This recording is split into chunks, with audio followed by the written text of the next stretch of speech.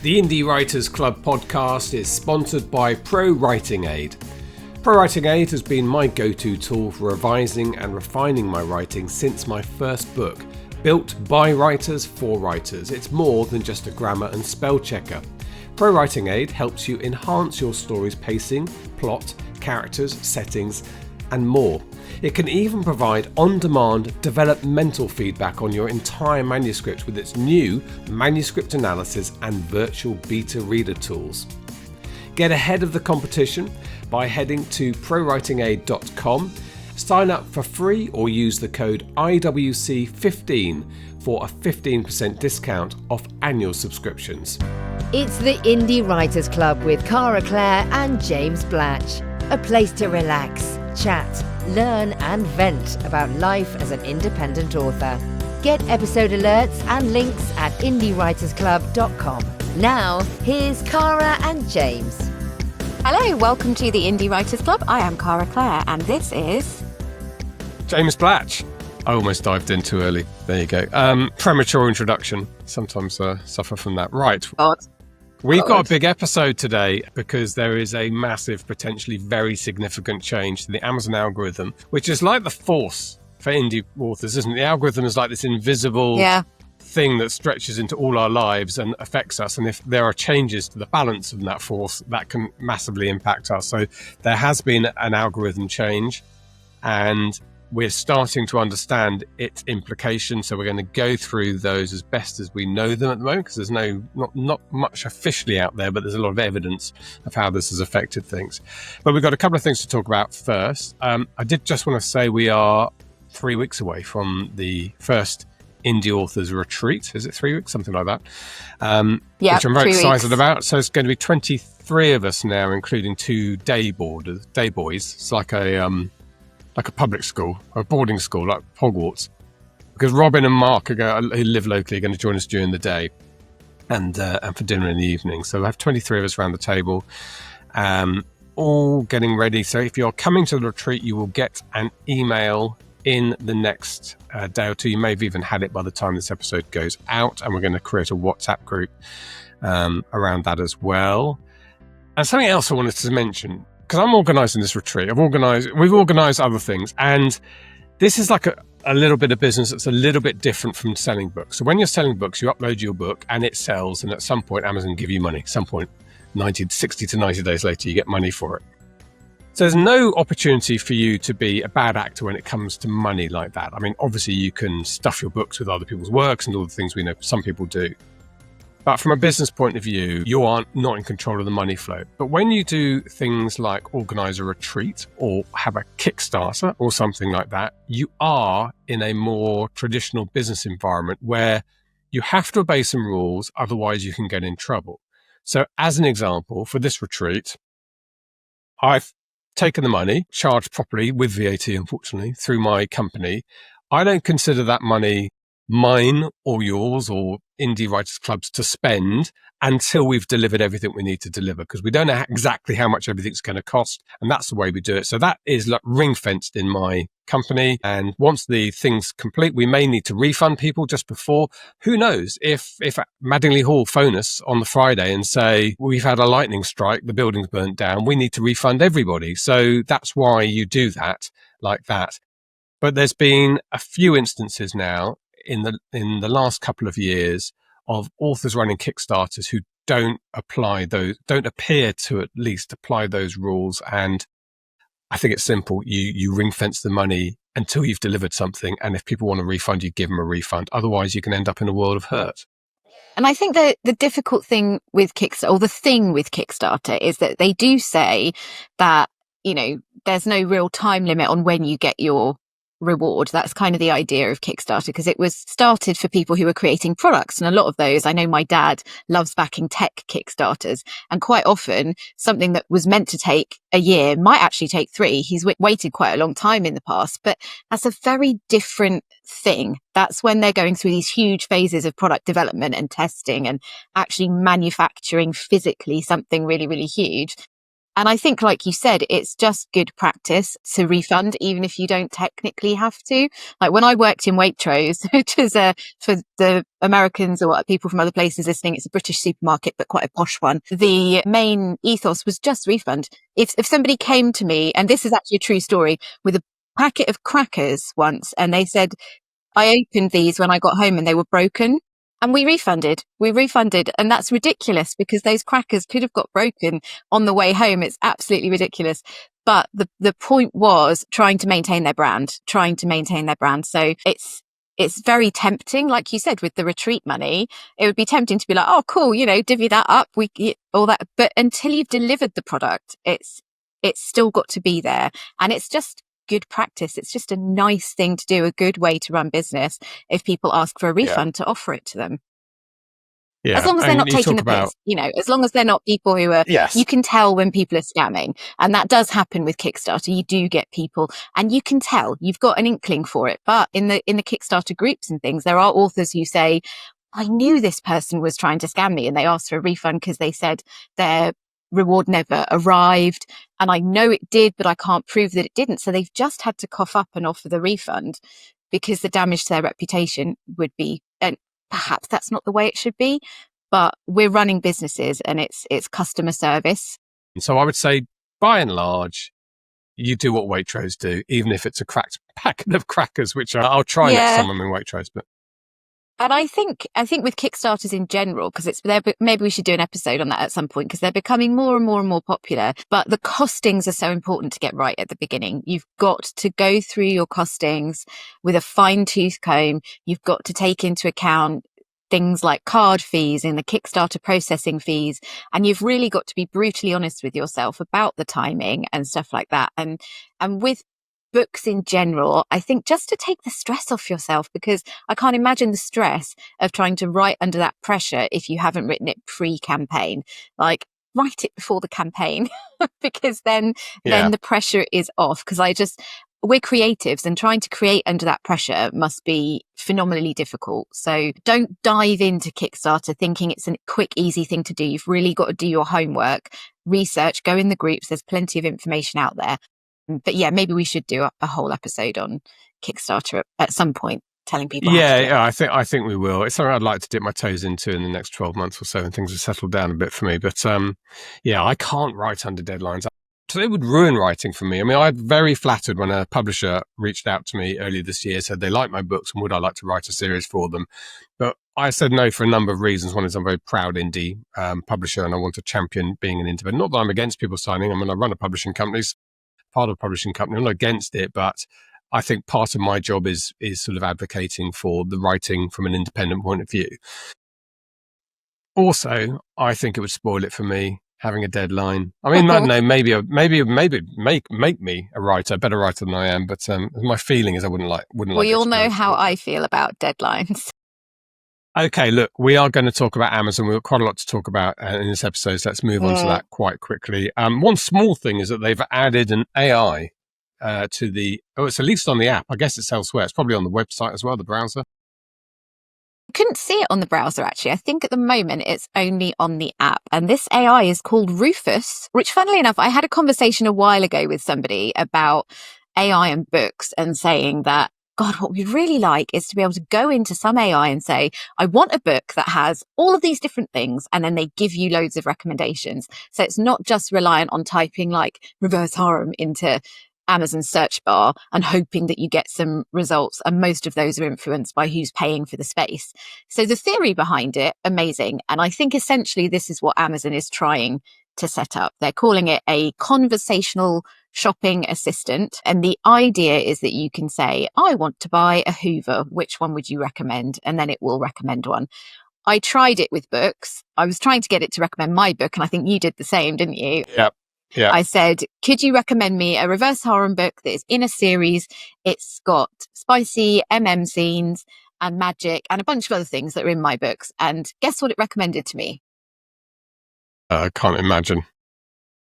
Sarah J. Maas, of course, Court of Thorns and Roses, which as far as I'm aware doesn't have any in it. It's in a series. And then I said, okay, I've read that one.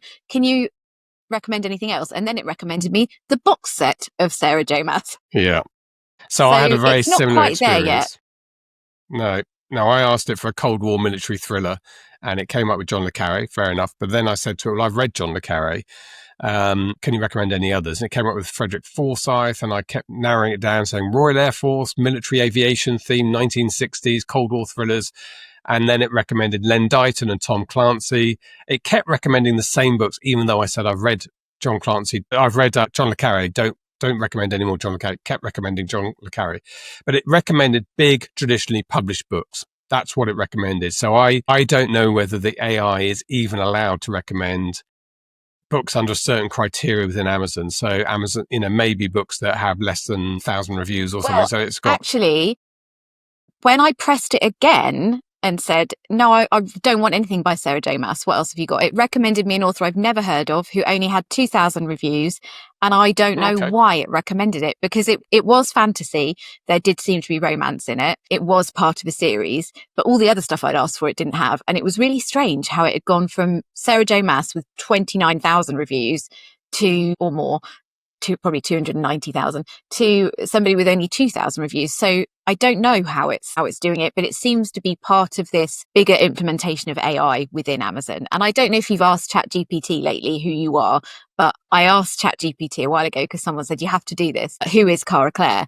And it pulled information from Amazon, from Goodreads, from TikTok, from all sorts of places. And it gave this enormous summary of who I am, what my books are like, what the strengths of my books are. Like Cara Clare writes, steamy books that have this type of emotional characters, strong female leads. And then it pulled in some pictures from my author website and then put links to my TikTok at the bottom.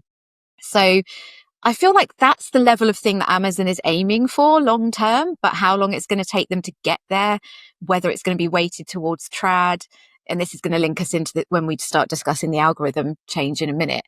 I don't know, but it's worth keeping an eye on it.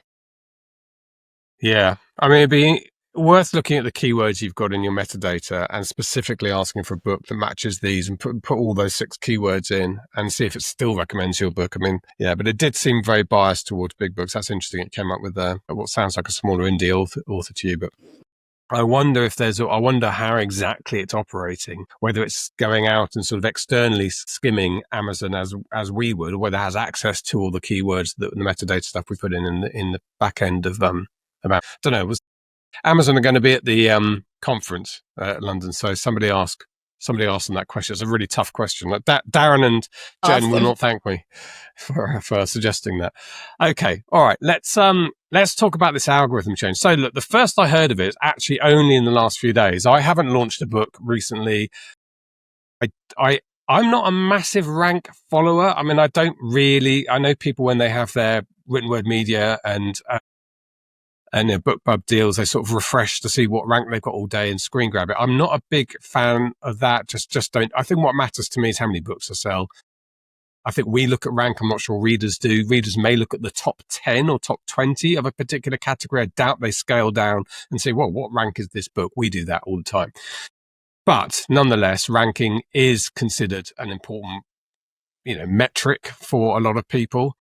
And in the last few days, I've noticed a few posts from people saying, has anybody noticed something up with ranking? Like it's just not changing. And I had a BookBub yesterday and I was still at 1,200 and there's no way, it would normally be there. My friend Nathan Van Coops had a BookBub, didn't even go into the free charts. His book just sat there on a ranking point of view as on the paid charts. So then my friend Sissy Mecca, who's always ahead of the game, started doing some research and she came up with this. I think I put it into our WhatsApp group. She found this little notice in the middle of the Amazon T's and C's that says rankings are updated at least once per day, but changes may take 1 to 3 days to appear. Now, rankings used to be updated every hour or so. I mean, we could see them moving during the day in the past. And the idea that they now take 1 to 3 days, but that does seem to be what happens. That's one of the outcomes of this. So dig a little bit deeper in that, Cara, and we notice that there's this release of the algorithm from Alpha 9 to Alpha 10, A9 to A10, and it seems to have a lot more in it than just playing with rankings. Yeah, and I think this happened in March. I haven't paid it much attention because it kind of in my head was one of those things of like, I can't worry about this right now. I've got too many other things to think about. But I think if you remember when I was talking about that TikTok, that kind of blew up, I think I said to you, Amazon's having a problem with their rank because this TikTok is blowing up. It's on like 100,000 views and my rank should have skyrocketed. It should have gone up to about 300 in the .com store.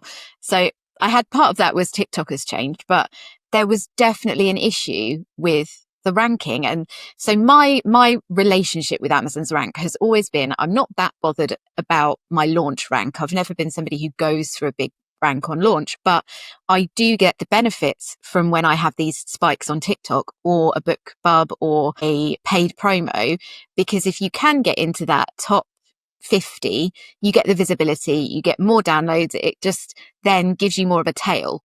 So I had that experience with the TikTok that went off and then just, spiked, then did nothing because my rank hadn't moved.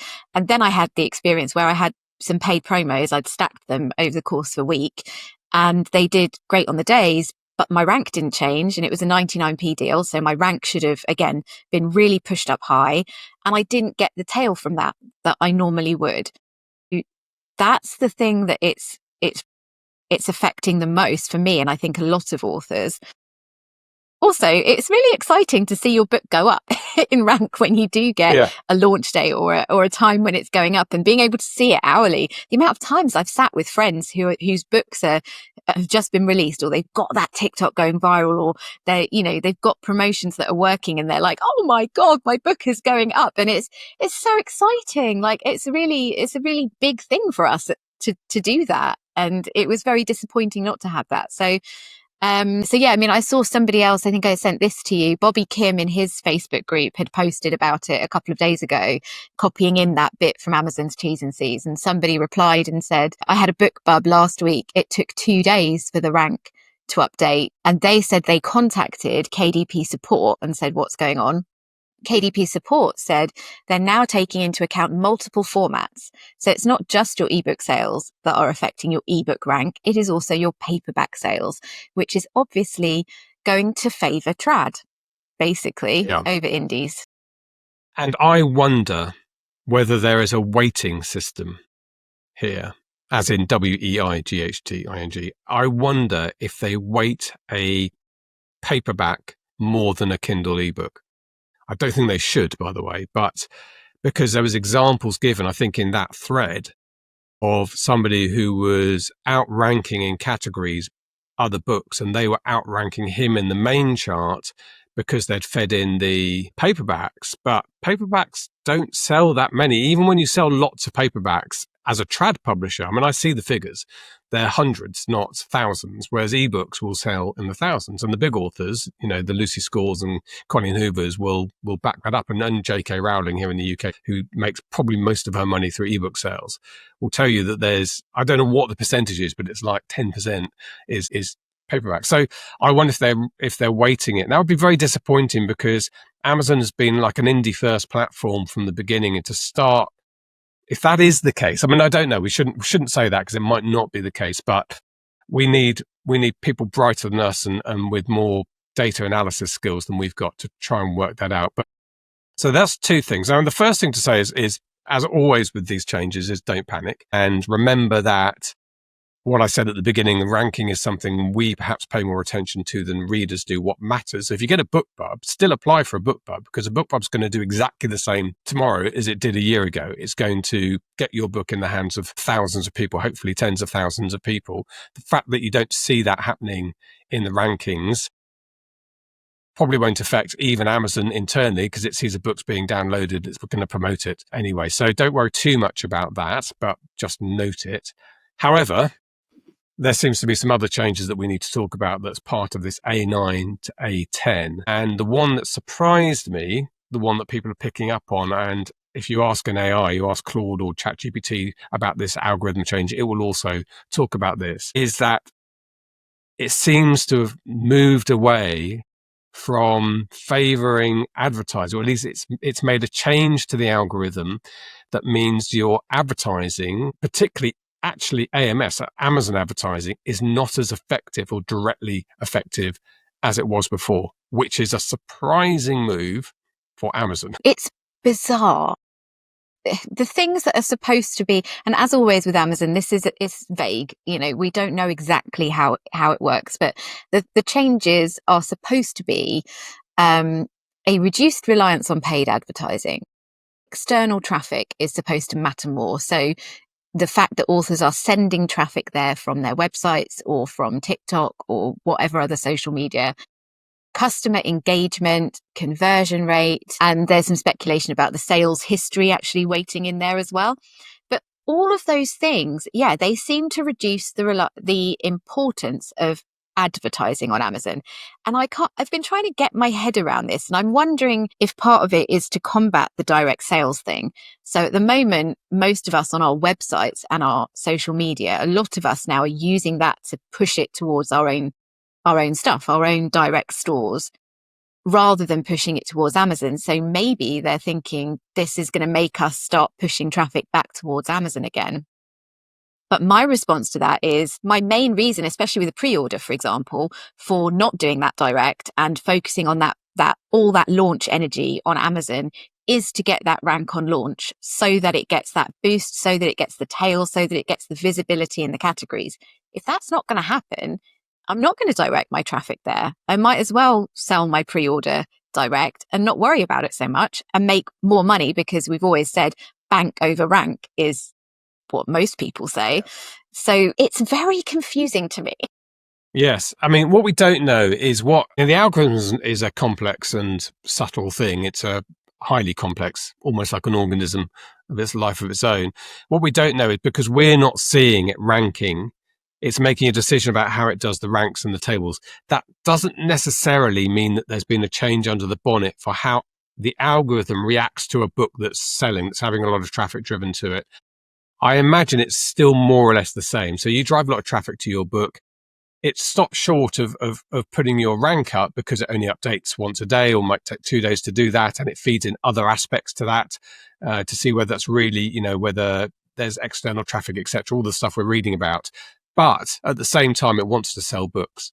So it sees that you've sold 100 books in the last 3 hours because you've just launched. It's going to promote you and it's going to push people that way. I imagine that is still more or less the same, even if the external picture looks a bit different to us. So I wouldn't, at this stage, change your launch behavior based on this. Yeah, I think it's something that we need to keep an eye on. And the only thing that's going to tell us is time and people doing that, the same thing that they did before and then measuring the results. And like you said, it might take a few days to update that rank. Doesn't mean that you won't get that rank in 3 days' time. And there are some positive things. So, the focus on conversion, and this is something that we've always said with Facebook ads and any type of ads, and getting your targeting right, getting the book package right. If they're putting even more emphasis on the conversion, on how many people click on your page and buy your book, then it's even more important to get that right. Because what it means is, from what I've read and what it's implying, is actually you could be getting fewer sales, but if your conversion rate is better than somebody else who's getting loads and loads of sales, you might then get pushed more by Amazon internally. So, and that's something that we should all be doing anyway, but it's something that we can actually take action on and really make sure that those things are spot on with our books. So one other positive from this is that Facebook ads, which have had a pretty tough time over the last 18 months, might now be back in fashion and might start to be more effective for us again, because they do count as external engagement, right? Amazon won't necessarily know it's coming. Because I'm reading the AI analysis of this, and it's saying that it prioritizes organic engagement and external traffic over paid advertising. Well, if you're driving from a Facebook ad, that's external traffic. And so is that now going to be more even? It's almost like they've done this to even the playing field between Facebook ads and Amazon ads. But why would Amazon do that? Has Amazon gone into cahoots with Meta? Maybe it has. Maybe Meta says we're struggling here and we need to get together on this, or I don't know. That would be interesting. Maybe. I don't know. Jeff Bezos being seen with Mark Zuckerberg recently. From a personal point of view, my sales seem to be picking up. My TikTok views haven't increased. So although my rank is down, actually, from what it would normally, my rank of Nova, the first in my series, is probably the lowest that it's been for a while, but my income is up. So I think this is one of those things where we've got to kind of not panic. It doesn't feel very nice. If you're used to being somebody who ranks high when you launch, or, you know, you monitor rank really closely, which a lot of authors do, then it doesn't feel very nice. Like I said, it's a nice feeling to see your book climbing up the charts, and it's a bit unsettling when things change. But I think what we've got to keep an eye on is the conversion and the figures on our KDP dashboards. Like, those are the important things.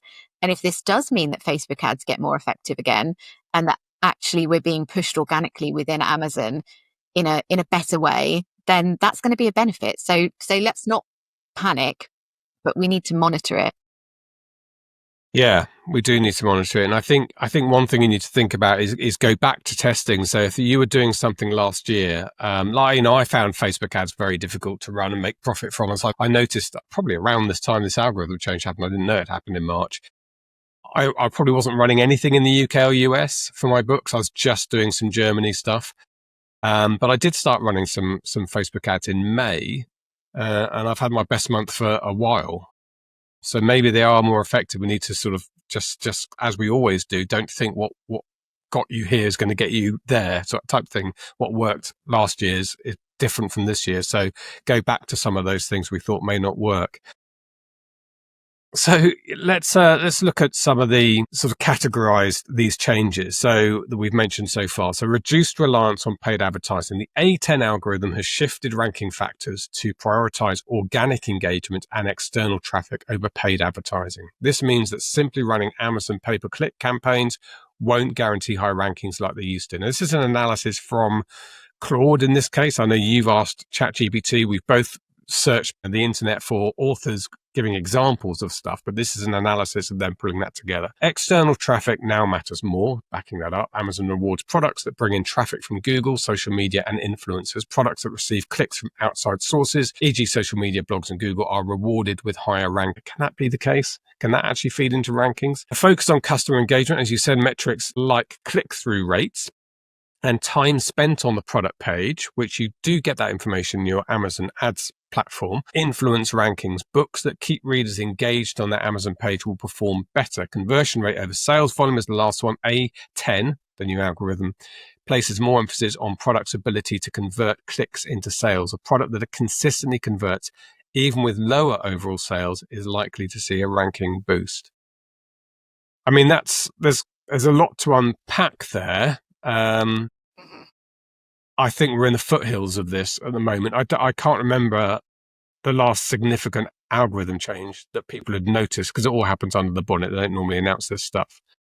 But yes, exactly. What are we going to do next? Here and there. Yeah, there'll be speculation with people going, I think something's changed, something's off, or there's like a temporary update where things go a bit squiffy for a few days. But this is the first one that, it's been announced. People are really analysing it, and there's speculation that it ties into the way that Amazon is going to be using AI within their company. And I think what we just need to look at is actually our sales figures, because all of that stuff sounds sensible to me. Like, I would rather be getting more sales than a higher rank. That my rank, really, like I said, the only reason that I looked at my rank, apart from that little, ego boost, was because that usually implied I was going to get a boost in traffic, because the organic visibility of being in the top 50 of a category or the top 10 would result in more sales.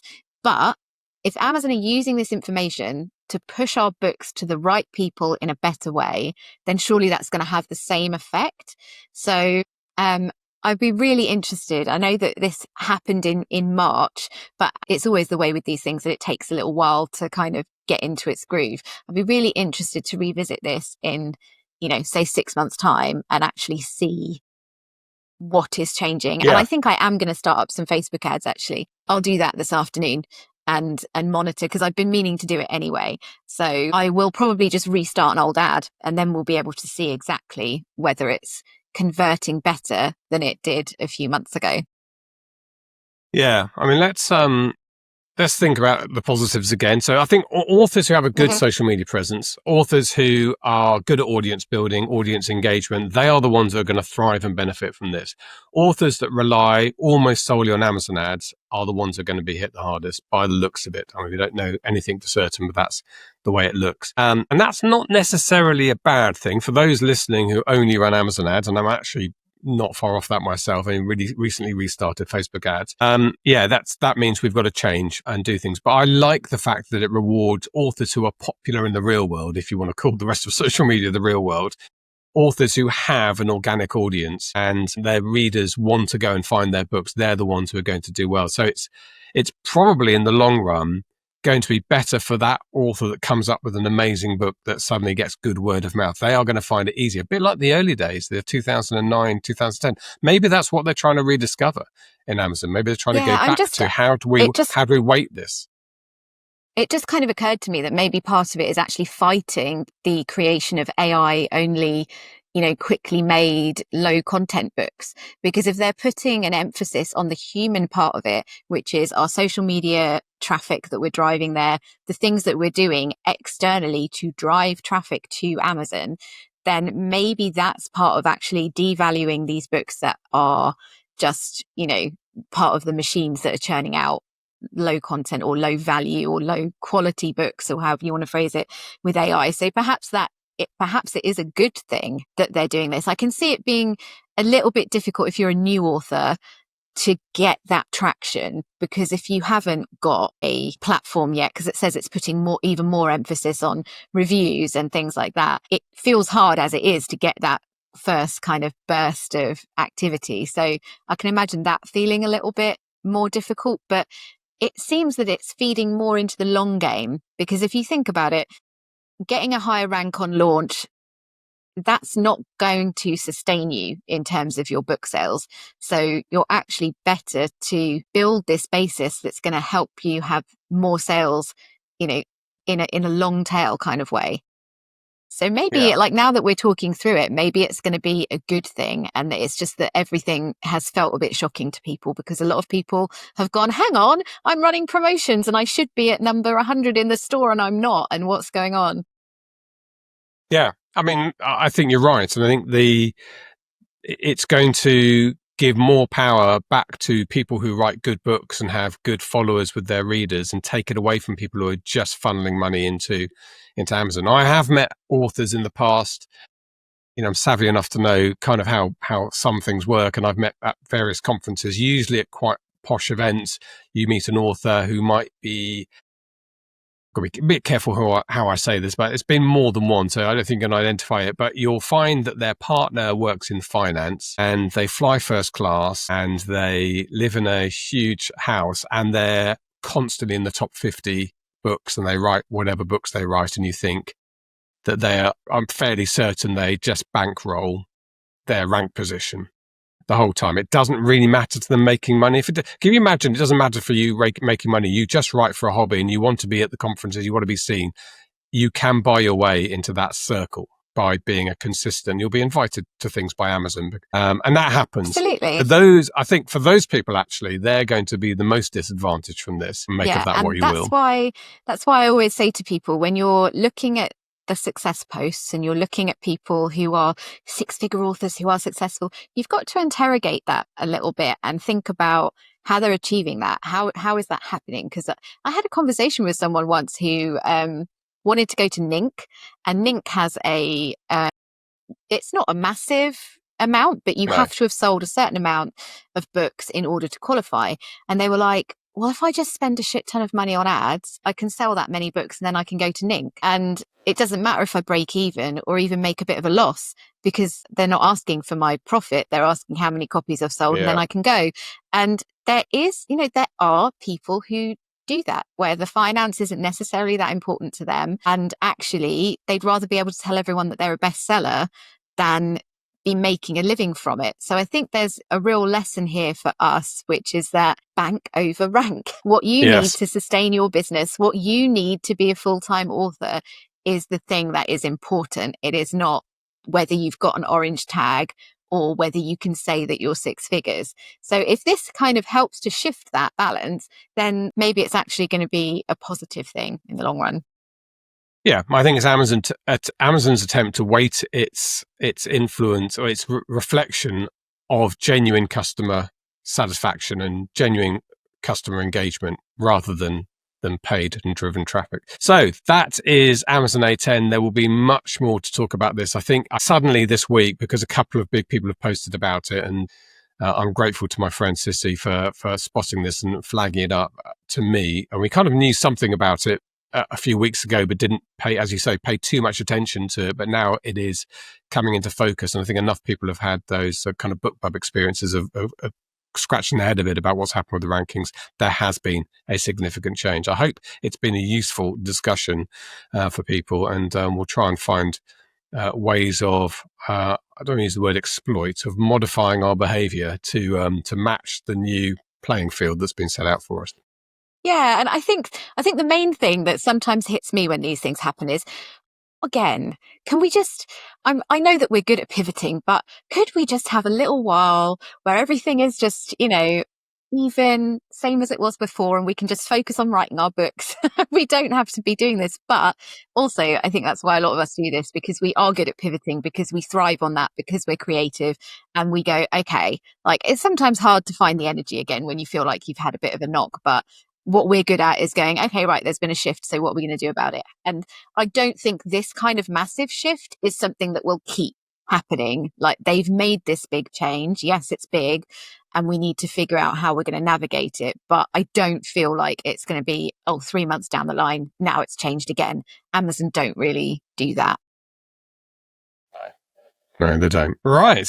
Yeah, so Amazon, we should mention, actually, though, Amazon related, is the paperback royalty thing, because I don't think we mentioned that last week, and I can't remember what the percentages are now off the top of my head, but Amazon have both increased their print costs recently and also decreased the royalty rate that you get from paperbacks. And this is mainly affecting, I think, non-fiction authors who have got the slightly lower page count, so therefore their margins are a lot smaller.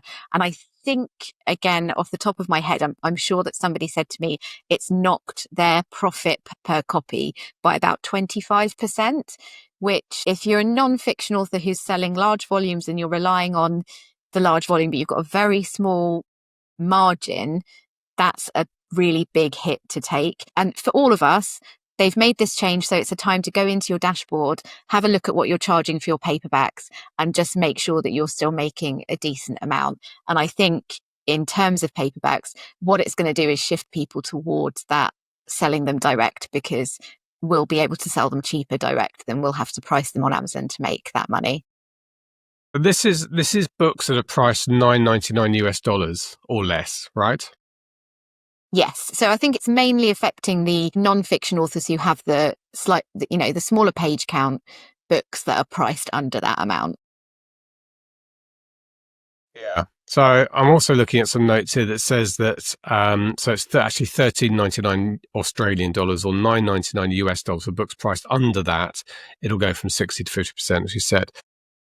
As Amazon is simultaneously reducing printing costs for regular and large trim size paperbacks printed in standard colour and purchased from Amazon.com. They're reducing colour printing costs for paperbacks in some marketplaces to help authors adopt colour printing. So there's a push towards colour printing, which has always been, I would say, almost prohibitively expensive on the print on demand. So that's going to be good. Yeah. So you need to print. Yeah, this is just, drawing people's attention to it, because anecdotally, I've had lots of people contacting me saying, "Oh my God, I've had to price my book higher." So something has changed, like something more has changed, and it's something that we need to keep an eye on. Yeah, if you're writing books that are 50 to 70,000 words, you are probably hoping to price your book at $8.99, aren't you, or $9.99, which is because we get as competitive as possibly with traditional publishing. That's who's probably contacting us and saying we've noticed something here. But for me, 100,000+ word books, my books are very rarely under $9.99, only my freebie. And so that shouldn't make any difference, I don't think, unless the print costs are going up. But I can't find that at the moment. So maybe somebody knows that, they can talk in our Discord group. But if print costs are going up, that would be significant as well. So, and one last thing, which is that Vellum have just had an update, and you can now put page backgrounds on every page of your book, and you can also put borders around the margins. And that's something that people have been waiting for a really long time if we're doing special editions and stuff, because it will enable you to do things like a lot of people like to do editions where they're all black, the pages are black and the text is white, or you'll be able to have a full image behind every page and utilize those borders to make the edges pretty without having to shell out for sprayed edges or something. And that literally came out a day or two ago. So that was exciting to see. God bless the Brads who never stop working on vellum. The Rolls-Royce product, isn't it, in our community? It really is, yeah. All right, quite a lot to digest in this episode, and there'll be more to come in the future. But I've got work to do, so a lot of editing. You and I are going to see each other tomorrow in a secret meeting we can't talk about, ever, I suppose. I don't know why I mentioned that. Can't talk about it, can we? Is it secret? We're seeing each other tomorrow. Are we not? Are we?